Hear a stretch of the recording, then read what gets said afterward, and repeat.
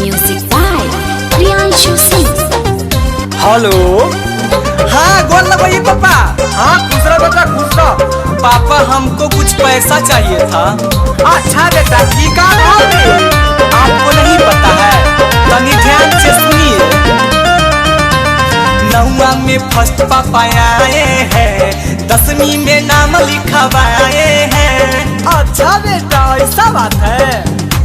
9वीं में फर्स्ट पापा आए हैं, 10वीं में नाम लिखवाए हैं।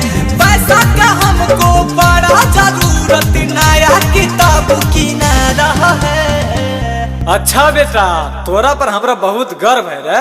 तनी मास्टर साहब के फोनवा लगाओ तो तनी बतियाइयो।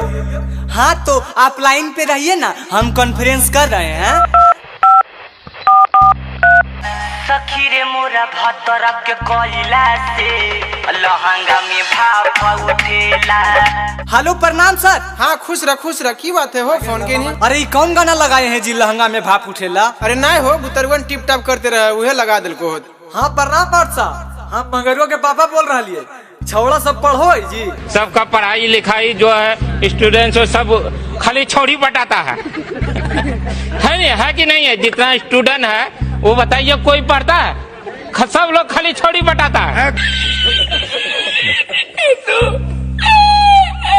अगर आपको विश्वास नहीं है तो मैडम से बात कीजिए। पापा का पैसा उड़ा रहा है, छोड़ा सब छोड़ी बटा रहा है। पापा का पैसा उड़ा रहा है, छोड़ा सब छोड़ी बटा रहा है।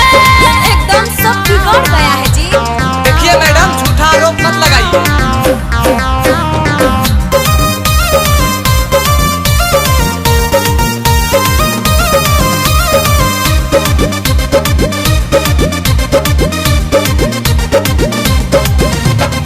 स्कूल में आता है गुटका चबाता है, तनिको नहीं शर्माता है।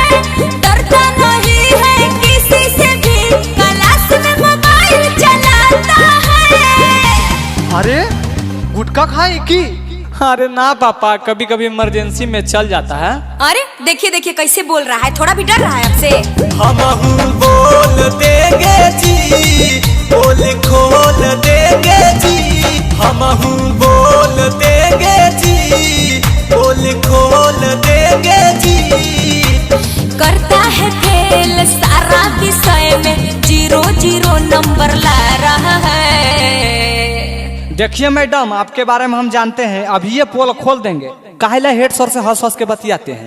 देखिए तो पहले कितना बेशरम बच्चा है, क्या अटर पटर बोले जा रहा है।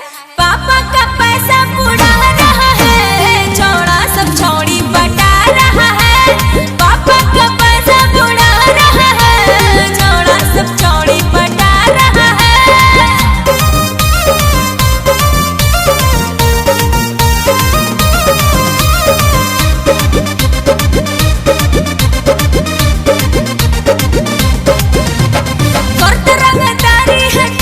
बिहारी है, रहता अमिताभ के साथ। पिछला बेंच पर बैठता है, करता है छौड़ी से बात। एकदम बिगड़ गया है छौड़ी से बात। बड़ा बहस हो गया, बात सीरियस हो गया। बड़ा बहस हो गया, बात सीरियस हो गया। फोन कर कर परेशान करेगा, देखिए अब धमका रहा है। मैडम टेंशन नहीं ला, एक हिसाब किताब कल होते।